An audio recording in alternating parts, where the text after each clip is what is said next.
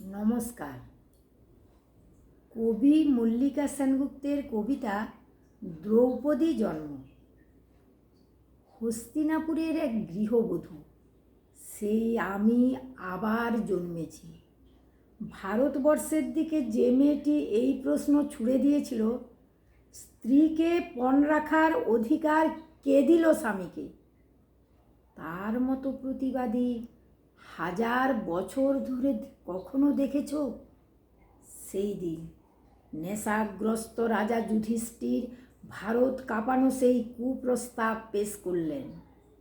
যিনি নন অতি খর্বা, অতি কৃষ্ণা, কৃষা বা রক্তাভ, পদ্মপলাশ চোখ, সেই নারী দ্রৌপদীকে পণ রাখলাম। পৃথিবী কিন্তু তখনও ধ্বংস হয়ে যায়নি মানুষ। ভারতের ইতিহাসে বাকি ছিল আরও দুর্ঘটনা। সভাঘর ক্ষুব্ধ হলো, বৃদ্ধেরা ধিক্কার দিলেন, ভীষ্ম হতবাক। সেই দিন আপনারা জানেন, বিদুর এবং গুরু দ্রোণাচার্য দু হাত মাথায় দিয়ে চুপচাপ মোহগ্রস্ত বসে রইলেন। খুশি গোপন না করে ধৃতরাষ্ট্র বলে উঠলেন, কে কে জিতল, কে? পিন পতনের শব্দ শোনা যায়। সভাঘর এমন নীরব, দুই পক্ষ উদ্গ্রীব। শকুনির পাশা বলে উঠল, জিতেছি। উল্লাসে পাগল কর্ণ হেসে উঠলেন। আর দুর্যোধন বললেন, প্রাতিকামী, দাসী দ্রৌপদীকে নিয়ে এসো সভাঘরে। আমার প্রথম স্বামী অধমুখ, দ্বিতীয়ের অবরুদ্ধ ক্রোধ শান্ত করেন তৃতীয়। ফাল্গুন, তুমিও এত ক্লীব ছিলে? হায়, আমি প্রশ্ন পাঠালাম, প্রাতিকামী জেনে এসো প্রাজ্ঞদের থেকে, নিজেকে না দ্রৌপদীকে, ধর্মরাজ কোন বাজি আগে হেরেছেন? উত্তর এলো না কোনো। পরিবর্তে ধর্মরাজ বলে পাঠালেন, রজস্বলা একবস্ত্রা, কাঁদতে কাঁদতে তুমি শ্বশুরের সামনে গিয়ে দাঁড়াও। দুঃশাসন এসে টেনে ধরলেন চুল, সেই মেঘবর্ণ চুল যেখানে ফাল্গুন তুমি মুখ গুজে শুয়েছিলে নরম নিশীথে। কন্দর্প নিন্দিত কান্তি ভীমসেন এই চুলে খেলা করতেন। এই চুলের সুগন্ধে স্নায়ু শান্ত রাখতেন রাজা যুধিষ্ঠির। মাতৃহারা নকুল এবং সহদেব এই চুলের রহস্যে ভুলে থাকতেন শোক। স্বয়ং জননী কুন্তী এই চুলে খোপা বানাতেন। দুঃশাসন সেই চুল টানতে টানতে এনে প্রকাশ্য সভায় দাঁড় করালেন এক অসূর্যং পশ্চা মহিষীকে। তোমরা পুরুষজন, বা হাতে নারীকে ঠেলে অন্দরে পাঠাও, ডান হাতে তোমরাই গা থেকে কাপড় টেনে খুলে নাও উন্মুক্ত বাজারে। তোমরাই বিধান দাও, তোমরাই বোবা হয়ে থাকো। পুরুষে পুরুষে যুদ্ধ, প্রতিশোধ রমণীর শ্লীলতাহানিতে। স্খলিত বসনে সভা ঢেকে গেল। দ্রৌপদীর শাড়ি খুলল না। তন্তুর কৌশলে প্রমত্ত কৌরব ঘরে আমি লজ্জা রাখলাম। ওরে দুঃশাসন, শোন, শত দেবতাও এসে তোকে বাঁচাবে না। মহাযুদ্ধে পাণ্ডবেরা প্রতিশোধ নেবেই এই দারুণ লজ্জার। ধিক কুরু বৃদ্ধগণ, ধিক ঠুটো জগন্নাথ ভারতবাসীকে। আপনারা চুপচাপ বসে দেখলেন এই অধর্মের জয়। শাড়ি শাড়ি আর শাড়ি, রেশমের 7 রঙে ঢেকে গেল কৌরবের সভা, তবু গিট খুলল না। লজ্জা বস্ত্রটুকু তবু থেকে গেল দুঃস্বপ্ন শরীরে। শরীর দুঃস্বপ্ন কেন? লেলিহান এ শরীর ছুটেছে, পুড়ে গেছে নগর বন্দর। এই মুখ চুম্বকের মতো টেনে এনেছিল নদী তীরে অসংখ্য তরণী। আমার মতোই কোনো এক অভিশপ্ত রূপসী, না আমি স্বয়ং। কে যেন আমার মুখ দেখে বলেছিল, থেমে থাকা ইতিহাস, তোমার সৌন্দর্য দেখে অন্য সব নারীদের বানরই লাগছে। কে বলেছে? বলেছিল জয়দ্রথ বনবাসে তাড়া করে এসে। হে পুরুষ, রূপ দেখলে কেন হাতের মুঠোয় চাও জ্যান্ত মানবীকে? না পেলে তারই শাড়ি টেনে ধরে অশ্লীল হাসিতে তার মুখ কালো করে দিতে চাও। বলো দ্রৌপদীর বহু পতি বেশ্যা অতএব। আমি যদি বেশ্যা হই, তুমিও পুরুষ বেশ্যা কর্ণ মহামতি, তোমারও শয্যায় আছে বহু পত্নী বিবিধ স্ত্রীলোক।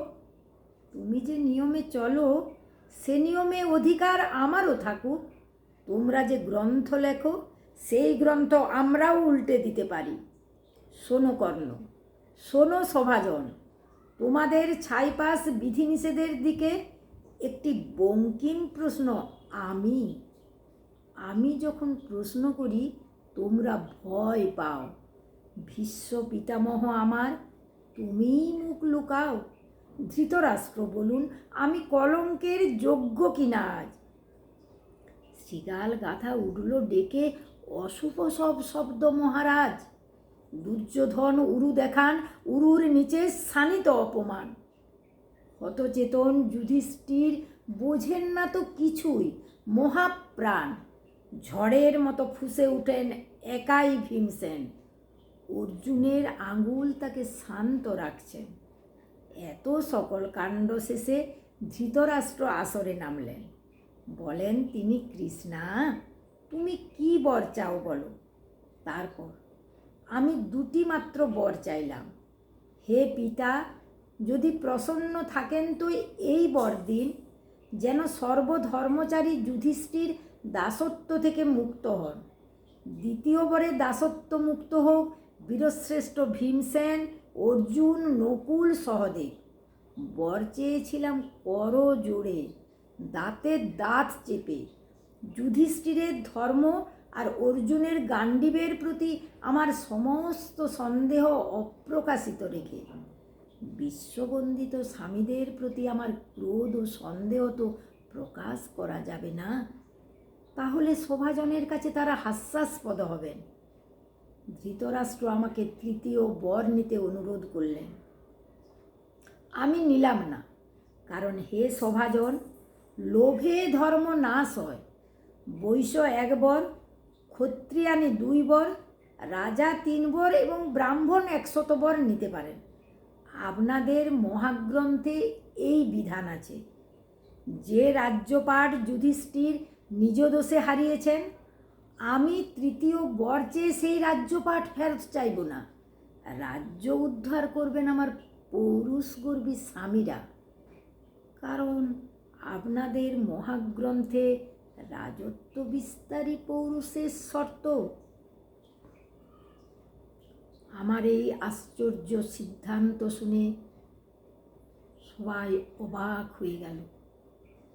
শুধু কর্ণ বললেন, দ্রৌপদী দুঃখ সাগরে ডুবে থাকা পাণ্ডবদের নৌকোর মতো পার করে দিলেন।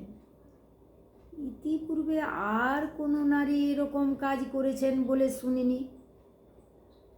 আমার স্বামীরা মাথা নিচু করে বসে থাকলেন। এছাড়া আর কী বা করতে পারতাম আমি? অনেক পরে আমার ক্রোধ বিস্ফারিত হলো, যেদিন বনবাসের ঘরে কৃষ্ণ এসে দাঁড়ালেন। কৃষ্ণ, তুমি এসেছো?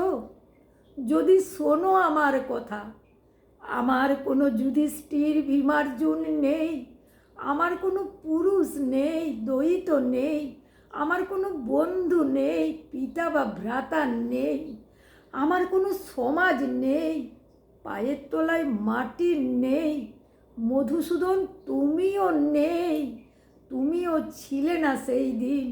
আমাকে যারা শোণিতময় দেখে হেসেছিল, আমাকে যারা কলুর সাথে স্পর্শ করেছিল, এখনও তারা পৃথিবী জুড়ে দাপটে বেঁচে আছে। এবং আমার স্বামীরা আজ সন্ধি চাইছেন। ধিক আমার বেঁচে থাকার দুঃখ ইতিহাসে। তারপর পদ্মকোষের মতো 2 হাতে মুখ ঢেকে কাঁদতে দেখে কৃষ্ণ বললেন, ভাবিনি, তুমি রাজমহিষী হবে। তুমি যাদের উপর ক্রুদ্ধ হয়েছ তারা ধ্বংস হবে। অর্জুনের স্বরে আচ্ছাদিত হয়ে মাটিতে শোবে। তুমি রাজমহিষী হবে। যদি আকাশ পতিত হয়, হিমালয় শীর্ণ হয়, পৃথিবী খণ্ড খণ্ড হয়, সমুদ্র শুষ্ক হয়, তথাপি আমার বাক্য ব্যর্থ হবে না। আমার অপমানের ক্ষতে সেই প্রথম মলম পড়েছিল, আমার মরুভূমির বালি সেই প্রথম অশ্রু শিখেছিল। কৃষ্ণ, তুমি আমার মনে সেই প্রথম বন্ধু হয়েছিলে, সেই প্রথম ভারত ভূমি তোমার পায়ে প্রণাম করেছিল। ধন্যবাদ।